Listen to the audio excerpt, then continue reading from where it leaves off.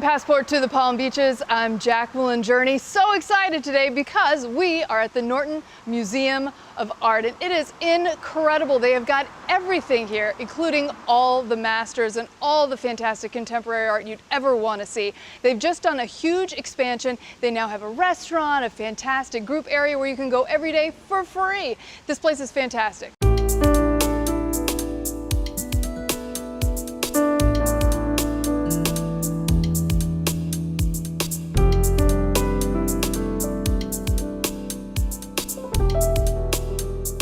You're watching Passport to the Palm Beaches. I'm Jacqueline Journey, and we are here with Rachel Gustafson at a true treasure. It's the Norton Museum of Art. The first of its kind really when it opened in the 1940s here in South Florida, wasn't it? Yeah, that's absolutely true. 1941, Ralph Norton and Elizabeth Norton, his wife, opened this museum, and it was the first museum in South Florida, believe it or not. And here we stand 78 years later, bigger and better than ever. We're thrilled to have you here today. Thank you. You know, their original collection is pretty outstanding. Tell us about that. The whole museum was based on their personal collection that they were accumulating for their own homes. That's absolutely right. So Elizabeth and Ralph Norton were pretty avant-garde at their time. I think Ralph Norton would be considered one of his era's most modern and contemporary collectors. They collected art by Paul Gauguin, Paul Cézanne, Brancusi, artists that were just at the time not necessarily part of the established canon, but were well on their way, and as we know today, form the basis of Western art history.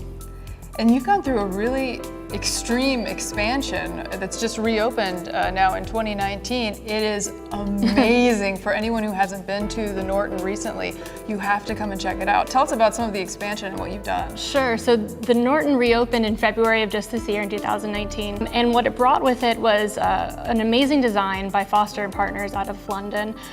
Lord Norman Foster is a Pritzker Prize winning architect. And so he brought with him this very airy, open design that creates more than 12,000 more square feet of gallery space for us. So it means we get to show a lot more art, not only from what's in our storage and can't be out all the time, but special exhibitions like the one we're standing in right now.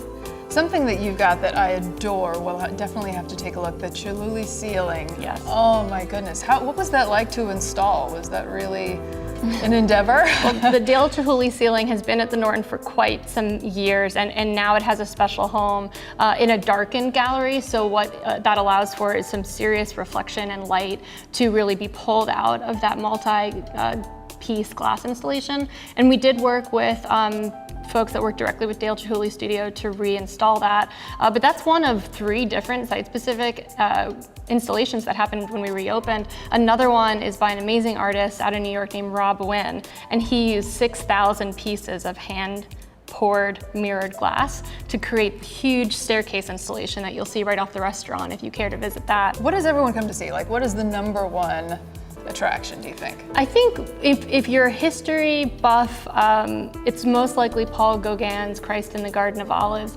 We are constantly being asked by other institutions to borrow that because it is such an iconic work in his oeuvre. And so I think for people, that's really not only a hallmark piece in Mr. Norton's original collection, but really in the grander history of art. So I would say that's probably our biggest icon here, but there's plenty more where that comes from. Stuart Davis's New York mural is also a huge inspirational piece for many people, and sometimes when they come in the front desk, that's all they ask for. And there's always something new to see. They have rotating collections. Where we're standing now, this is actually here only for a short period of time. That's right. Yeah, so this is one of our many special exhibitions that we had when we reopened. We had 8 total.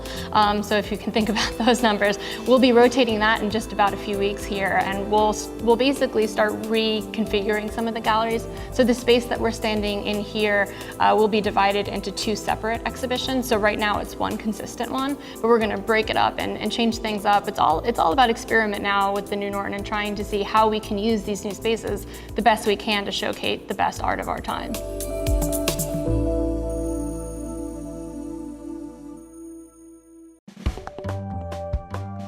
Passport to the Palm Beaches is brought to you by Discover the Palm Beaches.